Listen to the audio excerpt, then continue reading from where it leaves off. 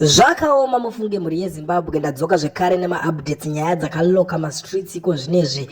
Iko zvino hakuna kana ari kurara hope dzeumambo. Munhu wese matarisiro andiri kuzviita vari kurara vakagara nekuti nyaya iri kubuda pari kunzi Mnangagwa cracks whip on ZANU-PF factionalism.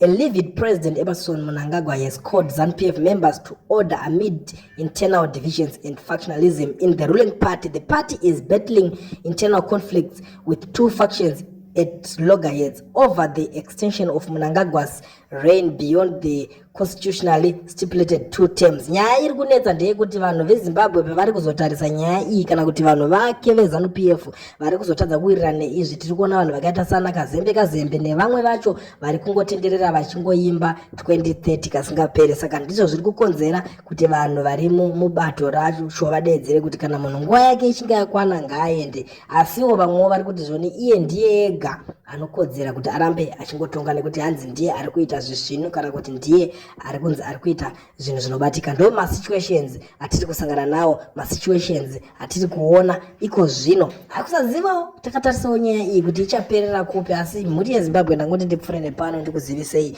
kuti ndizvo zviri kuitika panguva iyo ino yatiri munyika yeZimbabwe. Kuti vaMnangagwa vari kudeedzera kuti aiwa itai order, vanhu mbomirai kuita zvekunetsana zvemafactionalism zvamuri kuita izvi, timbofokasa nekuvaka nyika pairiko zvino. Ende munoona nyaya iyoyi kuti izosvika apa zvakakonzerwa nesu vanhu vemasocial media. Ndisu takatanga kuti 2030 kwamuri kuimba uku kuti musvike kure, chimbotangai maita zvamakapindira maofisi imomo nguva ichiripo, tione kuti chii chamunokwanisa kuita chinobudirira, ende tione kuti zvamuri kuita izvozvo zvinofamba here ende zvine musoro here. Saka iko zvino manje akubuda akudedzera kuti chimbomirai vanhu kunetsana, nekuti vamwewo vari kufara ende vari kutarisira kubhenefita zvakanyanya pakunetsana kuri kuita vanhu ivava vebato reZANU-PF, nekuti vamwewo vari kutaura kuti zvoni kunogona kuda kuitwa coup iyo yakambobvisa vaMugabe mugore ra2017. So iko zvino patave hatizive kuti zvichapera sei. Saka ndangoti ndipfure nepano ndichizivisana neminyaya iripo, kusazivawo kuti makaitarisawo hama dzadiwa